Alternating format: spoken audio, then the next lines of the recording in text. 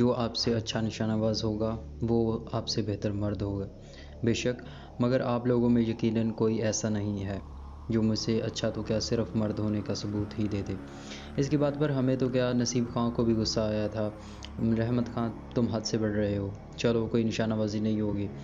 बेटी का बाप मैं हूँ और मैं अपनी बेटी के लिए कोई ऐसी शर्त ज़रूरी नहीं समझता। चाचा जान, आपकी बेटी हमारी भी कुछ लगती है और इसके लिए रिश्तों की कमी नहीं है और हम अपनी रवायात दूर झटकने पर मजबूर हो जाएं। बदतमीज़। नसीब खां गुस्से में इसकी तरफ बढ़ा, मगर मैंने जल्दी से इसका हाथ थाम लिया। एक मिनट चाचा जान, आप गुस्से में ना हो, मैं मसला हल कर देता हूँ। ये कहकर मैंने अवैस के हाथ से क्लशन को लेकर कहा, चाचा रहमत खान, अब जबकि आपने हमें मर्दानगी का सबूत देने पर मजबूर कर ही दिया है तो ज़रा इस शीशे के दाएं बाएं थोड़े थोड़े फासले पर 2 शीशे और भी गाड़ दें। इसने इस्तहज़ाइया लहजे में पूछा, तो आप 10 गोलियों से 3 शीशों को निशाना बनाएंगे? मैं मिसर हुआ। आप शीशे तो लगवाएं। मैंने अपने एक दोस्त को 2 शीशे देकर हदफ की तरफ दौड़ाया। बारात में मौजूद लोगों में जोश की लहर दौड़ गई थी, क्योंकि अब बात आम रवाज से हटकर चैलेंज की तरफ फिर गई थी। अवैस की आंखों में इस तरह हलकुरे ले रहा था, और क्यों ना होता कि इसकी दुल्हन का मामला था। वो लड़की को जाने कब से इसके ख्वाबों में बसी हुई थी। एक फरसुदा रवायत के वजह से इसके मिलने में 24 घंटे की ताख़ीर होने वाली थी। गो वो मेरे बारे में जानता था कि फ़ौजी होने के नाते मैं राइफ़ल के इस्तेमाल से अच्छी तरह वाकिफ़ हूँ, मगर फिर भी इतनी दूर से छोटे से शीशे को निशाना बनाना इसे नहायत मुश्किल नज़र आ रहा था। इस लड़के के वापस आते ही मैंने क्लाशनकोव की मैगज़ीन उतारकर मैगज़ीन में भरी तमाम गोलियां बाहर निकाल लीं, और फिर रहमत खान की तरफ 5 गोलियां फेंक कर मैंने बाकी की 5 गोलियां मैगज़ीन में भर ली। तो आप 5 गोलियों से 3 शीशों को निशाना बनाएंगे? रहमत खान ने तंज़िया लहजे में पूछा। नहीं, मैंने नफ़ी में सर हिलाया। 2 गोलियां सिर्फ क्लाशनकोव को जांचने के लिए हैं, इसलिए पहले 2 गोलियां मैं किसी पत्थर पर फायर करूंगा। जब मर्द होने की निशानी ही दुरुस्त निशाना लगाना है तो फिर किसी गोली को खता जाना नहीं चाहिए। दोस्त, बढ़ के मारना बहुत आसान है। इस मर्तबा रहमत खान के लहजे में बहुत पहले वाला इस्तेहज़ाइया गायब था। लेकिन यहाँ से 3 गोलियों पर 3 शीशे तोड़ना नामुमकिन है। ये मेरा दर्द सर है, कहकर मैंने ज़मीन पर बैठ गया था। अच्छा, अगर आपने 3 गोलियों में से एक दुरुस्त निशाना को दुरुस्त लगा दिया तो? अगर तीनों हिट ना हुई तो हम खाली हाथ जाएंगे। मैंने इसकी बात पूरी नहीं होने दी थी। ज़ीशान, अवैस ने घबराहट बड़े लहजे में मुझे पुकारा। मैं पूरा एतमाद लहजे में बोला, फ़िक्र मत करो, आज मैं अपनी दुल्हन को लेकर ही जाऊंगा। मेरी बात ने नसीब खां और इर्द गिर्द मौजूद इसके काफ़ी रिश्तेदारों के चेहरे पर फ़ख्रिया मुस्कुराहट बिखेर दी थी। अगर मेरी अपनी राइफ़ल होती तो ये हदफ नहायत आसान था, मगर किसी दूसरे की राइफ़ल से हदफ को निशाना बनाना नहायत मुश्किल होता है। 300 गज़ का फासला एक स्नाइपर के लिए ना होने के बराबर है, लेकिन राइफ़ल निशानाबाजी में बहुत अहम किरदार अदा करती है। यहाँ क़ारीन की मालूमात के लिए ये बताता चलूँ कि अच्छी निशानाबाजी एक मुकम्मल साइंस है। इसमें जहाँ एक फ़ायरर को बहुत सी बातों का ख्याल रखना पड़ता है, तो वहीं हथियार की अहमियत भी अपनी जगह मुस्लिम है। आर्मी में भी किसी भी फायरिंग मुकाबले या आम रूटीन के फायरिंग से पहले जवान अपने हथियार को सिफर करते हैं। सिफर करने से मुराद हथियार को एडजस्ट करना होता है ताकि गोलियां सही निशाने पर लग सकें। इस मामले में स्नाइपर तो बहुत ज़्यादा मोहतात होते हैं। एक स्नाइपर कभी भी अपनी राइफ़ल दूसरे को इस्तेमाल के लिए नहीं देता।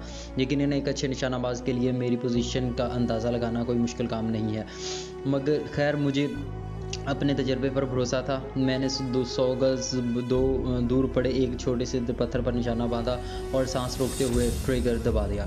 गोली पत्थर के दाएं कोने पर लगी थी, इस वजह से पत्थर एक गज़ बाएं जा पड़ा था।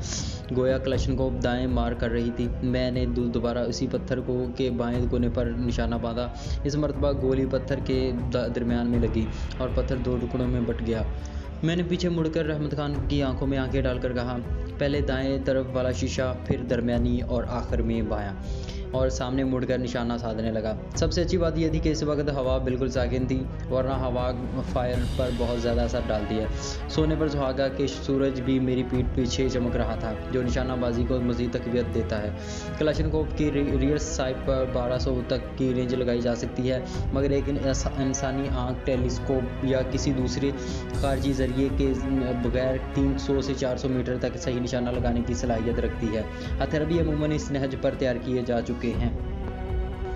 अमूमन इस नहज पर तैयार किए जाते हैं। 300 मीटर के बाद शिस्ती नुक्ता और गोली की मिलाप में फासला बढ़ने लगा है।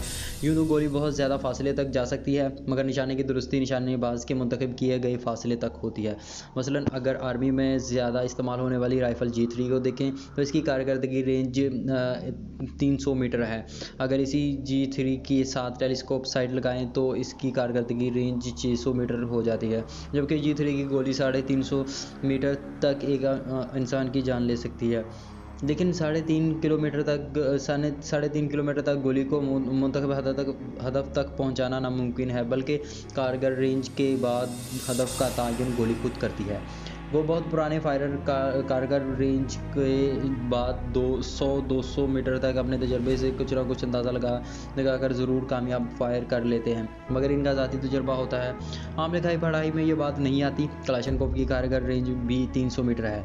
पत्थर को निशाना बनाने के लिए मैंने 100 मीटर की रेंज लगाई थी। शीशा चूँकि 300 गज़ दूर था, इसलिए मैंने 300 की रेंज लगाकर रेयर साइड की 20 से फ्रंट साइड के टिप को देखते हुए शीशे के बाएं किनारे पर निशाना बांधा था।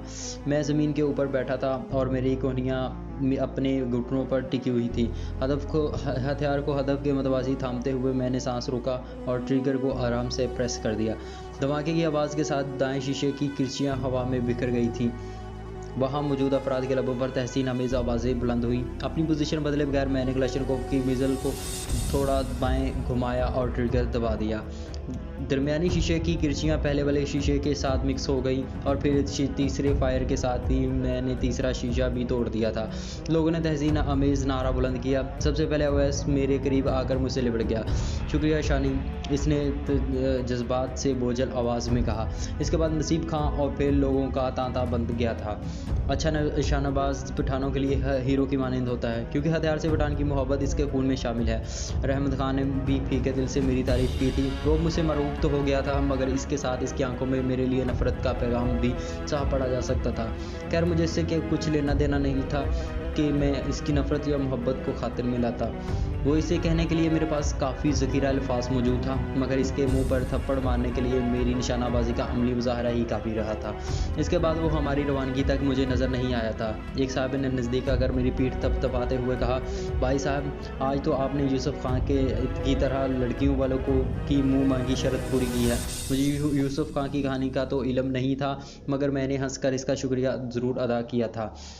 दुल्हन को इसकी रिश्तेदार औरतें पकड़कर बाहर लाईं और कार में बिठाने लगीं। दूसरी औरतें और मर्द भी बसों में बैठने लग गए थे। मैं अपनी वैगन की तरफ बढ़ने लगा था कि अचानक मुझे अपने कंधे पर किसी के हाथ का दबाव महसूस हुआ। मैंने मुड़कर देखा, एक उम्र रसीदा बुजुर्ग खड़े थे। अस्सलाम वालेकुम बाबा जी। मैंने जल्दी से मुसाफे के लिए हाथ बढ़ाया। मुझे अंदाज़ा था कि वो मेरी निशानाबाजी पर मुझे सराहने वाला ही कोई होगा, क्योंकि काफ़ी अनजान आदमियों ने बड़ी मोहब्बत और चाहत से मेरी पीठ थिकने के साथ मुझसे बड़ी चाहत से मुआनका भी किया था।